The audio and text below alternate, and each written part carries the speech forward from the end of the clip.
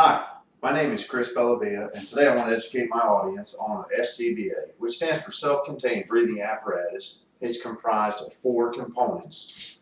And as a firefighter, professional firefighter, this here piece of equipment, when it's assembled, is equivalent to a football player's football.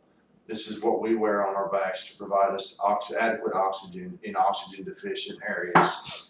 I'd like to go ahead and display the 4 components of this piece of equipment.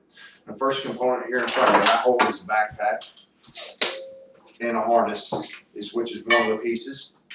And the second piece of this assembly is a cylinder. The cylinder holds the air, it's compressed inside, and this makes up the majority of the weight of this piece of equipment. There's different material that these are made out of.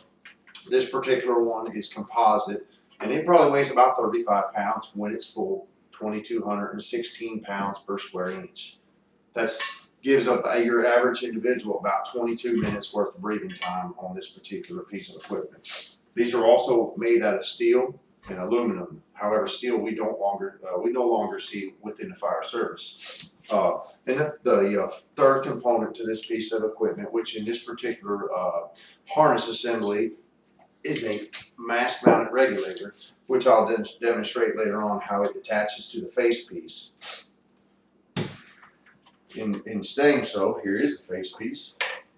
This piece of equipment here is the final piece where this goes over our face and allows us to breathe air. I'm going to go into a little further in detail when I get into the breakdown of each of these, and I assemble this for you.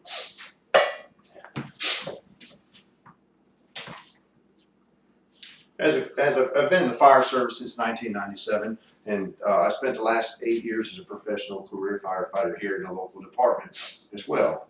I will go ahead and assemble and just. Have you ever figured how firefighters breathe in a hostile environment? So I'm going to go ahead and demonstrate this again when I assemble it and put it on. But this piece of equipment allows us to enter fire, breathe clean air, and get to the seat of the fire, as well as rescue victims, which is very important for the extinguishment as well. There's 2 types of breathing apparatus, or self-contained breathing apparatus rather, that we do use in the fire service. The first type is positive pressure. A positive pressure open circuit SCBAs, which the first is a positive pressure open circuit SCBA, which is again the ones I'm going to hold in front of me here. There's another one that we no longer use in the fire service. It's not OSHA compliance nor NFPA compliance. NFPA stands for National Fire Protection Association, and they set the standards that allow the departments to abide by. So with this demand no longer, but the positive pressure is what I'm going to hold in front of me. I'm going to assemble my cylinder into my harness assembly. There's a strap that straps this down, holds it all together. My cylinder's in place. I'm going to connect my regulator assembly, my high pressure regulator assembly. And what this does is allows the air coming out. This is a first stage regulator, and it allows the air, when I charge the air bottle, it allows the air to come out and it reduces the pressure somewhat. And then on my face piece, I have a secondary regulator which reduces it even more.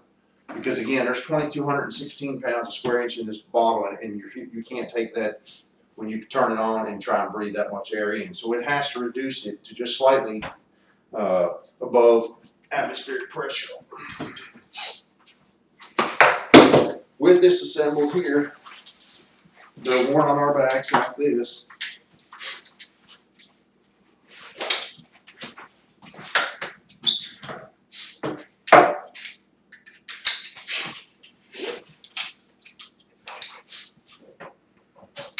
Then the face piece is donned like this. Now, again, like I had mentioned, the demand pressure, or this is a positive pressure, which means when I apply this mask and charge it with air, it's going to create a pressure just slightly less than atmospheric. And when I need to breathe in, I can breathe in through the mask. It keeps them from leaking contaminants into the mask as well.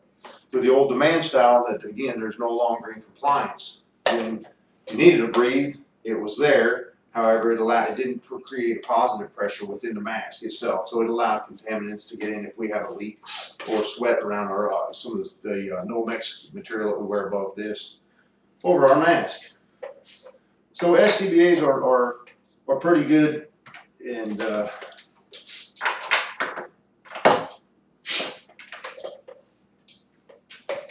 without this piece of equipment here, there's many psychological or physiological effects rather to the reduced oxygen. There's 21% oxygen in room air, and that's normal breathing. Or 17%. At 17%, you become lethargic, slightly confused. Your judgment alters, and the 12% could be headaches, dizziness, nausea, fatigue.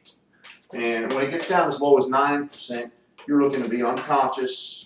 And the 6%, you want a respiratory arrest and then followed by cardiac arrest. So any oxygen efficiency that we need, this is a really important piece of equipment.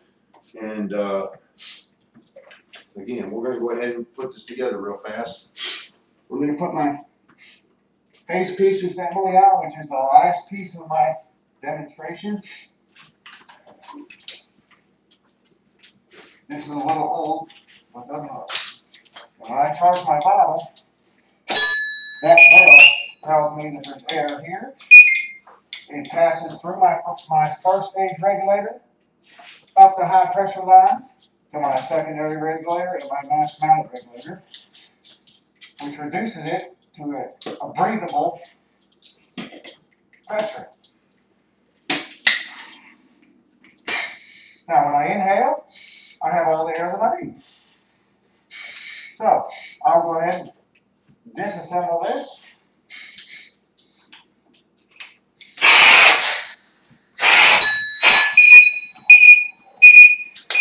And again. And in conclusion with this, I'd like to, I hope everybody understands how important this piece of equipment is to the fire service and the firefighters of today. Thank you.